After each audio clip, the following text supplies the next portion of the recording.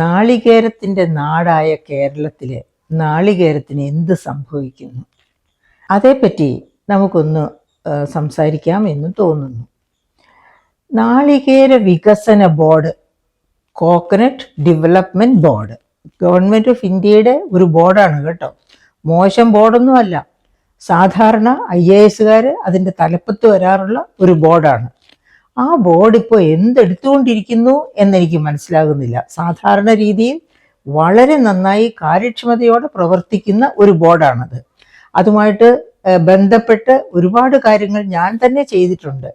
അപ്പോൾ ഇപ്പോൾ എന്താണ് ബോർഡ് ചെയ്യുന്നത് എന്ന് എനിക്ക് അത്ഭുതം തോന്നുകയാണ്. എന്താണ് ഞാൻ അങ്ങനെ ചോദിക്കാനുണ്ടായ കാരണം? ഇപ്പോൾ നാളികേരത്തിൻ്റെ വില 1 കിലോയ്ക്ക് 53 രൂപയിലെത്തി നിൽക്കുകയാണ്. അത്ര നല്ല വില നാളികേരത്തിനുണ്ട്. പക്ഷേ നാളികേരം എവിടെ? അതാണ് പ്രശ്നം. നമ്മൾ ഒരു പാട്ട് കേട്ടിട്ടുണ്ടല്ലോ, ഒരു സിനിമാ ഗാനം, നിങ്ങളൊക്കെ ഓർമ്മിക്കുന്നുണ്ടോ? നാളികേരത്തിൻ്റെ നാട്ടിലെനിക്കൊരു നാഴിയിടങ്ങഴി മണ്ണുണ്ട്. ആ പാട്ട് ബാക്കി ഞാൻ പാടുന്നില്ല എൻ്റെ കാളരാഗത്തിൽ. എന്തായാലും ആ പാട്ട് എന്താണ് ഉദ്ദേശിക്കുന്നത്? കേരളം നാളികേരത്തിൻ്റെ നാടാണ് എന്ന് തന്നെയാണ് ഉദ്ദേശിക്കുന്നത്. അതേ സുഹൃത്തുക്കളെ, 35 ലക്ഷം ജനങ്ങളാണ് കേരളത്തിലെ ഈ കേര കർഷകരായിട്ടുള്ളവർ. ഏത് പറമ്പിൽ ഒരു 5 സെൻറ്റ് ഉണ്ടെങ്കിൽ നമുക്കറിയാം അതിനകത്ത് ഒരു തെങ്ങെങ്കിലും കാണുമെന്ന്. അപ്പം അങ്ങനെ ഒരു തെങ്ങ് മാത്രമല്ല, തെങ്ങ് കൃഷി കൊണ്ട് ഉപജീവനം കണ്ടെത്തുന്ന ധാരാളം കുടുംബങ്ങൾ, അതായത് 35 ലക്ഷം കുടുംബങ്ങൾ ജീവനോപാധി കണ്ടെത്തുന്നത് തെങ്ങ് കൃഷിയിൽ നിന്നാണ്. അപ്പം അങ്ങനെയുള്ള തെങ്ങിന് 1 കിലോഗ്രാമിന്, തേങ്ങയ്ക്ക് 1 കിലോഗ്രാമിന് 53 രൂപ വിലയായിരിക്കുന്നു എന്ന് പറഞ്ഞാൽ ഏത് തെങ്ങ് കർഷകനാണ് സന്തോഷമുണ്ടാകാതിരിക്കുന്നത്? പക്ഷെ എന്തുകൊണ്ടാണ് വില ഇത്ര ഉയർന്നത് എന്നല്ലേ നാം ചോദിക്കേണ്ടത്? അതിൻ്റെ പ്രധാനപ്പെട്ട കാരണം ഉൽപാദനം തീരെ താഴ്ന്നു പോയിരിക്കുന്നു. ഇപ്പം നമ്മൾ തെങ്ങിൻ്റെ മണ്ടയിലേക്ക് നോക്കിയാൽ തേങ്ങ കാര്യമായിട്ടൊന്നും കാണാനില്ല. പണ്ട് ഇങ്ങനെ 10-200 തേങ്ങയൊക്കെ ഒരു തെങ്ങയിൽ നിന്ന് കിട്ടുമായിരുന്ന കേരളത്തിൽ 20 തേങ്ങ ഒരു തെങ്ങിൽ നിന്ന് കിട്ടുന്നുണ്ടോ ശരാശരി എന്ന് ചോദിക്കേണ്ടിയിരിക്കുന്നു.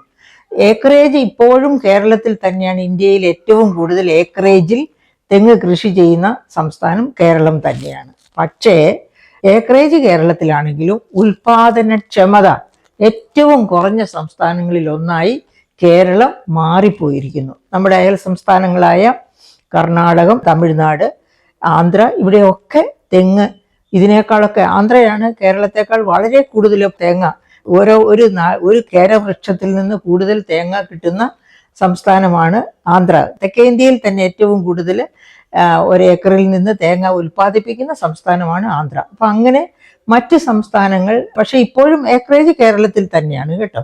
അങ്ങനെ ഇപ്പോൾ കേരളത്തിൽ മാത്രമല്ല, കാലാവസ്ഥാ വ്യതിയാനവും ഒക്കെ കാരണം കൊണ്ട് ഇന്ത്യയിൽ ആകെ തന്നെ തേങ്ങയുടെ ഉൽപ്പാദനം കുറഞ്ഞു എന്ന് വേണം നാം മനസ്സിലാക്കാൻ. അതുകൊണ്ടാണ് വിലയിൽ ഒരു തേങ്ങയ്ക്ക് 53 രൂപ എന്ന രീതിയിൽ എത്തിയിരിക്കുന്നു. എന്നിട്ട് പോലും തേങ്ങ ലഭ്യമല്ലാത്തത് കൊണ്ട് തോട്ടങ്ങളിൽ പോയി തെങ്ങ് നോക്കി തേങ്ങ എടുക്കുന്ന രീതിയിലേക്ക് വ്യാപാരികൾ മാറിയിരിക്കുന്നു എന്നും കൂടി കേൾക്കുമ്പോഴാണ് ഞാൻ ചോദിച്ചു പോകുന്നത്, നാളികേര വികസന ബോർഡ് എന്ത് ചെയ്യുകയാണ്? കാരണം നാളികേരത്തിന് ഏറ്റവും ആവശ്യമുള്ള വളം എന്ന് പറയുന്നത് പൊട്ടാസ്യമാണ്. പൊട്ടാസ്യം കേരളത്തിലെ എന്നല്ല, ഇന്ത്യയിലെ ഉൽപ്പാദിപ്പിക്കുന്നില്ല. അത് നമ്മൾ റഷ്യ പോലെയുള്ള രാജ്യങ്ങളിൽ നിന്ന് പൊട്ടാസ്യം ഇങ്ങോട്ട് ഇറക്കുമതി ചെയ്യുകയാണ്. പക്ഷേ പൊട്ടാസ്യത്തിൻ്റെ പ്രധാനപ്പെട്ട ഗുണം കിട്ടുന്ന ഒരൈറ്റം നമുക്ക് കേരളത്തിലും എല്ലായിടത്തും ഉണ്ട്. അതായത് നമ്മുടെ ചാരം. തെങ്ങിന് സുഭിക്ഷമായിട്ട് ചാരം ഇട്ട് കൊടുത്താൽ പൊട്ടാസ്യത്തിന് പകരമാണ്. അതായത് നൈട്രജനും ഫോസ്ഫേറ്റും ഒക്കെ ഇടുന്നതിൻ്റെ 4 ഇരട്ടി, നൈട്രജൻ്റെ 2 ഇരട്ടിയും ഫോസ്ഫേറ്റിൻ്റെ 4 ഇരട്ടിയും പൊട്ടാസ്യം വേണം തെങ്ങിന്. അപ്പം അങ്ങനെയുള്ള തെങ്ങിന് കൊടുക്കാനായിട്ട് ചാമ്പൽ, നമ്മൾ തിരുവനന്തപുരത്തുകാർ ചാമ്പൽ എന്ന് പറയും, മറ്റ് ജില്ലകളിൽ, വടക്കൻ ജില്ലകളിലൊക്കെ ഉള്ള ഒരു ചാരം എന്ന് പറയും. ഇത് ധാരാളമായിട്ട് ഇട്ട് കൊടുത്താൽ തന്നെ തെങ്ങിന് നല്ല കായ്ഫലം ഉണ്ടാകും. പക്ഷേ ഇതൊന്നും പറഞ്ഞു കൊടുക്കുന്നില്ലേ കോക്കനട്ട് ഡെവലപ്മെൻറ്റ് ബോർഡ്, അഥവാ ഇതിനുള്ള സാധ്യതകൾ ഒരുക്കുന്നില്ലേ എന്നൊക്കെയാണ് എൻ്റെ. അത് കെമിക്കൽ ഫെർട്ടിലൈസേഴ്സ് ഉപയോഗിച്ചാൽ മാത്രം പോരല്ലോ, അതിൻ്റെ തെങ്ങിൻ്റെ രോഗം കണ്ടെത്തണം. അങ്ങനെ ഒത്തിരി കാര്യങ്ങളുണ്ട്. അതുപോലെ തന്നെ തെങ്ങ് കർഷകനെ 35 ലക്ഷം കുടുംബങ്ങളെ രക്ഷിക്കാനായിട്ട് തെങ്ങിൽ നിന്ന് തന്നെ എന്തൊക്കെ മൂല്യവർദ്ധിത ഉൽപ്പന്നങ്ങൾ ഉണ്ടാക്കാം, അതും പഠിപ്പിച്ചു കൊടുക്കേണ്ട ചുമതല കോക്കനട്ട് ഡെവലപ്മെന്റ് ബോർഡ് ഏറ്റെടുക്കേണ്ടതാണ്. അങ്ങനെയൊക്കെ ആണെങ്കിൽ ഈ തെങ്ങ് കർഷകര് പ്രതിസന്ധിയിലാകുന്നു എന്നൊന്നും പറഞ്ഞ് ചർച്ചകളൊന്നും നടത്തേണ്ട കാര്യമില്ല. അപ്പൊ എന്താണ് ഇപ്പോ ഈ പ്രതിസന്ധി എന്നൊക്കെ പറയുന്നതിന്റെ കാരണം എന്ന് നമുക്കൊന്ന് നോക്കാം. അപ്പൊ നമ്മൾ തെങ്ങിനെ പറ്റി, ഈ കേരളവാസികള് തെങ്ങിനെ പറ്റി ആകുലപ്പെടുമ്പോൾ നമുക്ക് തെങ്ങിനെ ഉയർത്തി കാണിക്കുന്ന കേരവൃക്ഷത്തെയും കേരത്തെയും, കൽപ്പക വൃക്ഷം എന്നാണല്ലോ പറയാറ്, അതിനെ ഉയർത്തി കാണിക്കുന്ന ഒരുപാട് സംഭാവനകൾ നമുക്കായി അത് ചെയ്യുന്നുണ്ട്. കേരളം ഹ്യൂമൻ ഡെവലപ്മെന്റ് ഇൻഡെക്സിൽ, അതായത് മനുഷ്യ വികസന സൂചികയിൽ കേരളം 1-ാം സ്ഥാനത്താണ്. അതെങ്ങനെ 1-ാം സ്ഥാനത്താകാൻ പറ്റും? അതായത് പോഷകാഹാര ദാരിദ്ര്യം കുറവുള്ള സംസ്ഥാനമാണ് കേരളം. എന്തുകൊണ്ടാണ് കേരളം പോഷകാഹാര ദാരിദ്ര്യം കുറവുള്ള സംസ്ഥാനമാകുന്നത്? നമുക്കിവിടെ പാലുൽപാദനം, നമ്മുടെ ആവശ്യത്തിന് പാൽ ഉൽപ്പാദിപ്പിക്കുന്നില്ല. അത് തന്നെയുമല്ല, ആലോഹരി പാല് ഉപഭോഗത്തിൽ കേരളം 1-ാം സ്ഥാനത്തുമല്ല. എന്നിട്ട് പോലും മനുഷ്യ വികസന സൂചികയിൽ കേരളം 1-ാം സ്ഥാനത്താണ്. അതിന്റെ പ്രധാനപ്പെട്ട കാരണം തേങ്ങ തന്നെയാണ്. നമ്മുടെ അനുദിന ജീവിതക്രമത്തിൽ തേങ്ങയുടെ പങ്കാളിത്തം അത് വളരെ പ്രധാനപ്പെട്ടതാണ്. തേങ്ങ ചേർക്കാത്ത ഉൽപ്പന്നങ്ങൾ, അതായത് കറിയായിട്ടുള്ള ഉൽപ്പന്നങ്ങൾ, പലഹാരങ്ങൾ, ഇതൊക്കെ വളരെ കുറവാണ് കേരളത്തിൽ. അപ്പൊ തേങ്ങയുടെ ആ അംശം ചേരുന്നത് കൊണ്ടാണ് പോഷകാഹാര ദാരിദ്ര്യം ഇല്ലാത്ത മനുഷ്യ വികസന സൂചികയിൽ നമ്മെ 1-ാമത് എത്തിച്ച ഒരു വലിയ സഹായിയാണ് കേരം എന്ന് പറയുന്നത്, അഥവാ തേങ്ങ എന്ന് പറയുന്നത്. അപ്പൊ അങ്ങനെ പല ഗുണങ്ങളുള്ള ഈ തേങ്ങ, ആ തേങ്ങയാണ് നമ്മൾ പറയുന്നത് ഇപ്പോൾ വില കൂടിയിട്ടും ലഭ്യത കുറഞ്ഞു പോയിരിക്കുന്നു, ആവശ്യത്തിന് കിട്ടാനില്ല. അതിനിയും കുറഞ്ഞു പോവുകയാണെങ്കിൽ നമ്മുടെ ഉപഭോഗത്തെ തന്നെ ബാധിച്ചേക്കാം. അത് നമ്മുടെ ആരോഗ്യ ഇൻഡെക്സിനെ തന്നെ, അതായത് മനുഷ്യ വികസന സൂചികയിൽ തന്നെ മാറ്റങ്ങൾ ഉണ്ടാക്കാൻ പാടില്ല എന്നില്ല. അപ്പൊ എന്താണ് ഇപ്പോഴത്തെ, അതായത് ലോകത്തെ 1-ാമത്തെ ഉൽപാദക രാജ്യമാണ് ഇന്ത്യ തേങ്ങ ഇപ്പോഴാണെങ്കിലും. എന്തുമാത്രമാണ് കേരളത്തിൽ 2023-24 കണക്ക് കോക്കനട്ട് ഡെവലപ്മെന്റ് ബോർഡും മറ്റ് ഇക്കണോമിക് സർവേ റിപ്പോർട്ടും ഒക്കെ നമുക്ക് തരും, ഇവിടുത്തെ ഉൽപാദനം എത്ര എന്നൊക്കെയുള്ള കാര്യങ്ങൾ.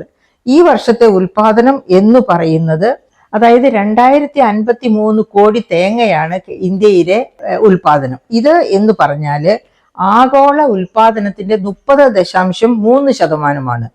ഇന്തോനേഷ്യയാണ് ഇന്ത്യ കഴിഞ്ഞാൽ ഏറ്റവും കൂടുതൽ തേങ്ങ ഉൽപ്പാദിപ്പിക്കുന്ന രാജ്യം. അവിടെ അവരുടെ ഉൽപാദനം 22.3%. അടുത്ത രാജ്യം ഫിലിപ്പീൻസ് ആണ്. ഫിലിപ്പീൻസിന്റെ സംഭാവന എന്ന് പറയുന്നത് 22%. ഈ 3 രാജ്യങ്ങളാണ് തേങ്ങ ഉൽപാദനത്തിൽ ഏറ്റവും മുന്നിൽ നിൽക്കുന്ന രാജ്യങ്ങൾ. അതിൽ തന്നെ ഏറ്റവും മുന്നിലുള്ളത് കേരളമാണ്. അപ്പൊ ഇനി നമുക്ക് ഈ വെളിച്ചെണ്ണയുടെ ഒക്കെ ഒന്ന് കാര്യം നോക്കാം.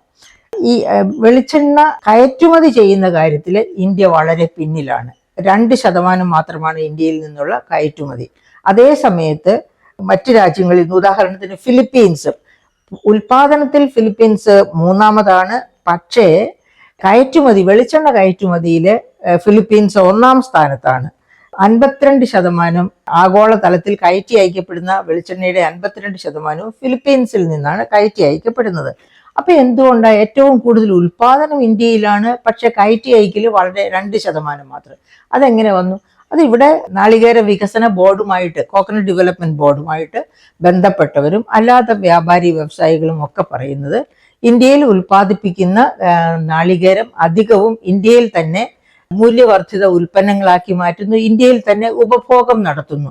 കാരണം നമുക്കറിയാം, ശ്രീലങ്കയോ ഫിലിപ്പീൻസോ ഇന്തോനേഷ്യയോ ഒക്കെ ചെറിയ രാജ്യങ്ങളാണ്, ചെറിയ പോപ്പുലേഷനാണ് അവിടെയുള്ളത്. പക്ഷേ ഇന്ത്യ എന്ന് പറഞ്ഞാൽ ലോകത്തെ 1-ാമത്തെ പോപ്പുലേഷനാണ്, 145 കോടിയോളം വരുന്ന ജനസംഖ്യ. ഈ ജനസംഖ്യയ്ക്ക് തന്നെ ആവശ്യമുണ്ട്. അതായത് നാളികേരത്തിന് വിരുദ്ധമായിട്ട് മറ്റു പല എണ്ണകളുടെയും പേര് പർവ്വതീകരിച്ച് കാണിക്കുകയും നാളികേരത്തെ ഇകഴ്ത്തി കാണിക്കുകയും ഒക്കെ ചെയ്യുന്ന അഡ്വർടൈസ്മെന്റ്സ് നമ്മൾ ധാരാളം കണ്ടിട്ടുണ്ട്. പക്ഷെ അപ്പോൾ നാളികേരത്തെ പറ്റി ഓർക്കണം, നാളികേരത്തെ പറ്റി ലേറ്റസ്റ്റ് ആയിട്ട് ഒരുപാട് ശാസ്ത്ര ഗവേഷണ ഗ്രന്ഥങ്ങൾ പുറത്തു വിട്ടിട്ടുള്ളത് അൾഷിമേഴ്സിന് വെർജിൻ കോക്കനട്ട് ഓയിൽ സിദ്ധ ഔഷധമാണ്. അതുപോലെ തന്നെ വായിലെ ക്യാൻസർ വരാതിരിക്കുന്നതിന് വെളിച്ചെണ്ണ സഹായം ചെയ്യും എന്നൊക്കെയാണ്.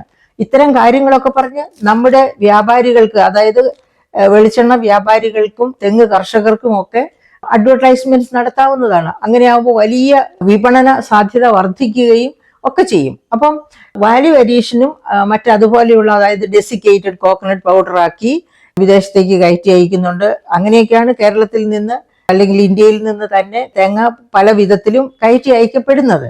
അപ്പൊ അങ്ങനെയൊക്കെ ഉള്ള വിവിധ വാല്യൂ ആഡഡ് ഉൽപ്പന്നങ്ങൾ, മൂല്യവർദ്ധിത ഉൽപ്പന്നങ്ങൾ തെങ്ങിൽ നിന്ന് സാധ്യമാണ് എന്നുള്ളത് പൊതുജനത്തിന് മനസ്സിലാക്കി കൊടുക്കുകയും ഒരുപക്ഷെ ഈ നാളികേര വികസന ബോർഡ് മുൻകൈ എടുത്ത കുടുംബശ്രീകളെ പോലെയുള്ളവയെ ഈ ഉൽപ്പന്നം അത് നടത്തുന്ന ഒരുപാട് കുടുംബശ്രീ മൈക്രോ എന്റർപ്രൈസസ് ഉണ്ട്. നാളികേരത്തിന്റെ മൂല്യവർദ്ധനവ് നടത്തുകയും വിപണി കീഴടക്കുകയും ചെയ്തിരിക്കുന്ന ഒരുപാട് കുടുംബശ്രീ മൈക്രോ എന്റർപ്രൈസസ് കേരളത്തിലുണ്ട്. അപ്പൊ അതുപോലെ ഇനിയും, അതായത് നമ്മുടെ ക്യാമ്പസുകളിൽ തന്നെ മന്ത്രി രാജീവ് പറയുന്നത് പോലെ എല്ലാ ക്യാമ്പസുകളിലും ഒരു സ്റ്റാർട്ടപ്പ് കൾച്ചർ ഉണ്ടാകണം. അങ്ങനെ ഒരു സ്റ്റാർട്ടപ്പ് കൾച്ചർ ഉണ്ടാകുമ്പോൾ തേങ്ങയിൽ നിന്നുള്ള മൂല്യവർദ്ധിത ഉൽപ്പന്നങ്ങൾ എങ്ങനെ ഉൽപ്പാദിപ്പിക്കാം, അങ്ങനെയൊക്കെയുള്ള സ്റ്റാർട്ടപ്പുകൾ ക്യാമ്പസിൽ തന്നെ കയറി കൂടുകയാണെങ്കിൽ നമ്മുടെ തെങ്ങ് കർഷകർക്ക് അത് പ്രയോജനം ചെയ്യും. അതുപോലെ തന്നെ നമ്മുടെ നാളികേര മേഖലയിലുള്ള വളർച്ച, എല്ലാവിധത്തിലുള്ള വളർച്ചയും, വ്യാവസായികമായ വളർച്ച, വ്യാവസായികമായ ഉപയോഗം, ഇതൊക്കെ വളരെയധികം വർദ്ധിക്കുകയും ഒക്കെ ചെയ്യുന്നുള്ളതിന് യാതൊരു സംശയവുമില്ലാത്ത കാര്യമാണ്. അപ്പൊ ഇന്ത്യയിൽ ഇപ്പോഴുള്ള ഈ തേങ്ങയുടെ പ്രത്യേക പ്രതിസന്ധിക്ക് ഒരു പ്രധാനപ്പെട്ട കാരണമായി എല്ലാവരും ചൂണ്ടിക്കാണിക്കുന്നത് ഇന്ത്യയിൽ നിന്നുള്ള കയറ്റുമതി, അതായത് 2023-24 3469 കോടിയുടെ നാളികേര ഉൽപ്പന്നങ്ങളാണ് ഇന്ത്യയിൽ നിന്ന് കയറ്റുമതി ചെയ്തത്. അതേ സമയത്ത് ഇന്ത്യയിലേക്ക് ഇറക്കുമതി ചെയ്തത് 1190 കോടിയുടെ നാളികേര ഉൽപ്പന്നങ്ങളാണ്. അതിൽ വലിയ പങ്കും തേങ്ങാ പിണ്ണാക്കാണ്, അതായത് ഓയിൽ കേക്ക്. ഇവിടെയാണ് ഇന്ത്യയുടെ നാളികേര വികസനത്തെ സ്തംഭിപ്പിക്കുന്ന പ്രക്രിയകൾ നടക്കുന്നത് എന്നാണ് എല്ലാവരും ചൂണ്ടിക്കാണിക്കുന്നത്. എന്താണത്?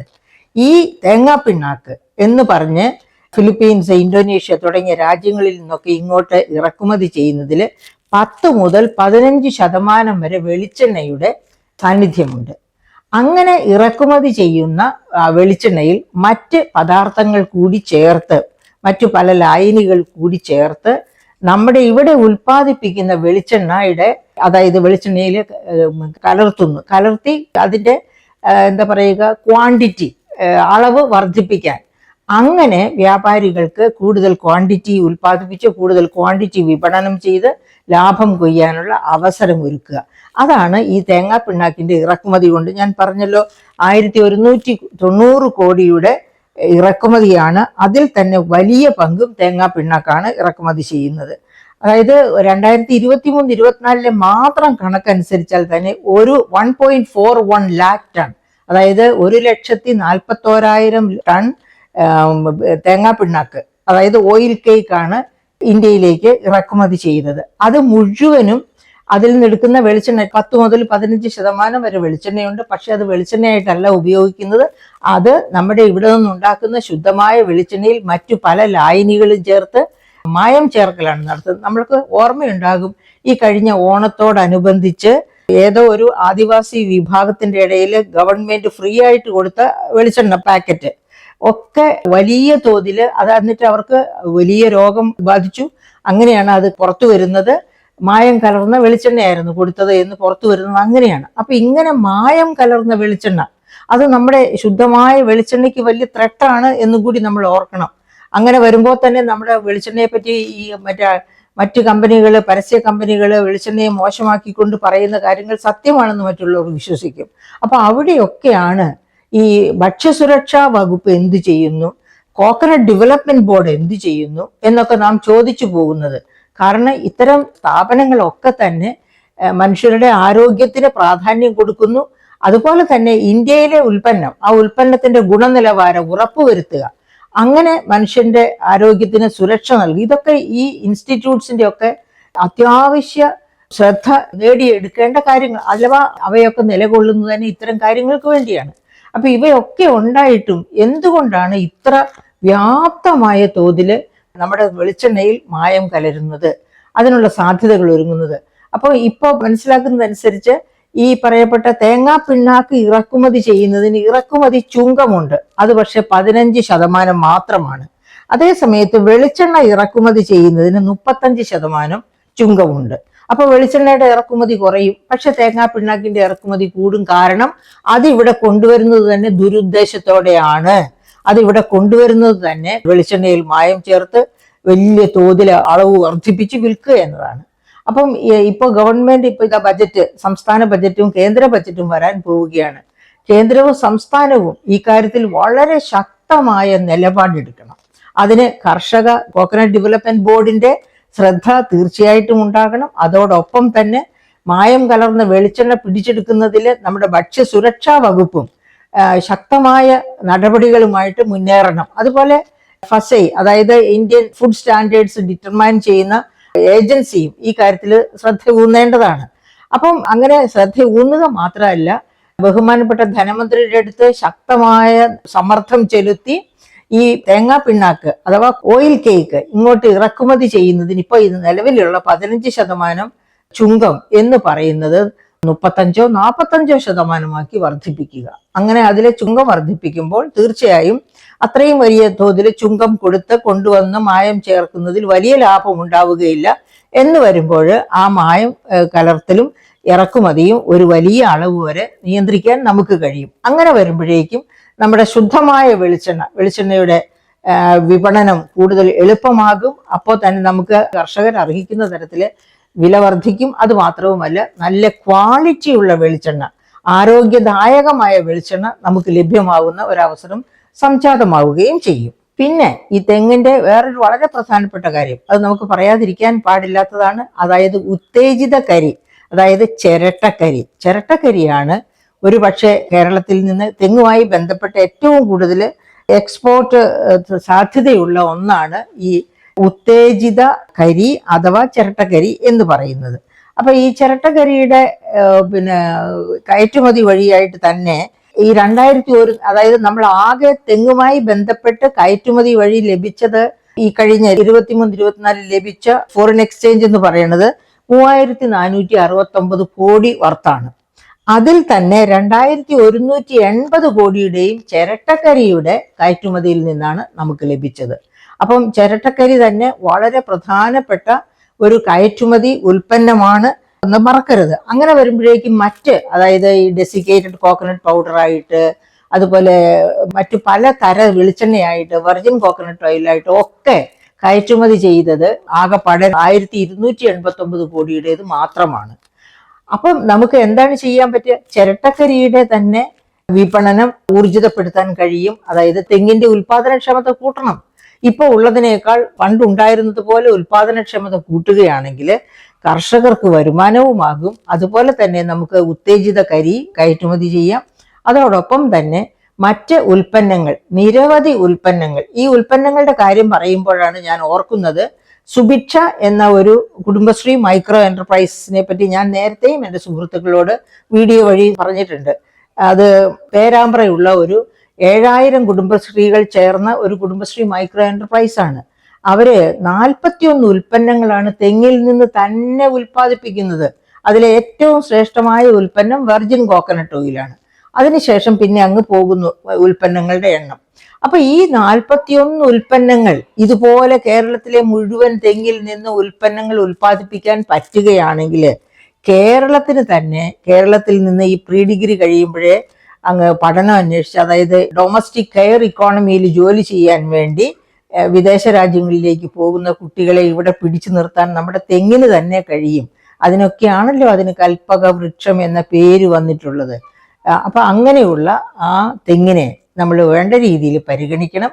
അതിനെ കോക്കനട്ട് ഡെവലപ്മെന്റ് ബോർഡും ശ്രദ്ധിക്കേണ്ടതാണ്. അതുപോലെ ഭക്ഷ്യസുരക്ഷാ വകുപ്പും മായം ചേർത്ത വെളിച്ചെണ്ണ വിൽക്കപ്പെടരുത്, മായം ചേർക്കപ്പെടരുത് എന്ന കാര്യത്തിൽ കർശനമായ നിലപാട് എടുക്കണം. അങ്ങനെ എടുക്കുകയാണെന്നുണ്ടെങ്കിൽ നമുക്കിവിടെ ധാരാളം സംരംഭങ്ങൾ, സ്റ്റാർട്ടപ്പ്, മന്ത്രി പി രാജീവും ഇത് ശ്രദ്ധിക്കേണ്ടതാണ്. തെങ്ങുമായിട്ട് ബന്ധപ്പെട്ട സ്റ്റാർട്ടപ്പുകൾക്ക് തന്നെ ക്യാമ്പസുകളിൽ സൗകര്യമൊരുക്കാം. അതുപോലെ തന്നെ അവയ്ക്ക് വേണ്ടത്ര സബ്സിഡിയൊക്കെ കൊടുത്ത് അവരെ പ്രോത്സാഹിപ്പിക്കാം. അതുപോലെ PM ഇന്റേൺഷിപ്പ് ഇതുമായിട്ട് ബന്ധപ്പെടുത്താം. അങ്ങനെ ആകുമ്പോഴത്തേക്കും ഈ സ്റ്റാർട്ടപ്പിൽ ഇത് ചെയ്യുന്ന കുട്ടികൾക്ക് സ്റ്റൈപ്പൻഡ് പോലെ ഒക്കെയുള്ള പ്രോത്സാഹനം കൊടുക്കാം. ഇങ്ങനെ നിരവധി തരത്തിൽ നമുക്ക് നമ്മുടെ കോക്കനട്ട് ഇക്കോണമിയെ, നമ്മുടെ സമ്പദ്ഘടനയുടെ ഒരു പ്രധാനപ്പെട്ട അവിഭാജ്യ ഘടകമായ നമ്മുടെ ആരോഗ്യ ഇൻഡെക്സിന്റെ ഒരു പ്രധാന സഹായിയായ നാളികേരത്തിന്റെ ഉൽപാദനവും വിപണനവും ഒക്കെ പ്രോത്സാഹിപ്പിക്കാനും നാളികേര സമ്പദ്ഘടനയെ പുഷ്ടിപ്പെടുത്താനും നമുക്ക് കഴിയും.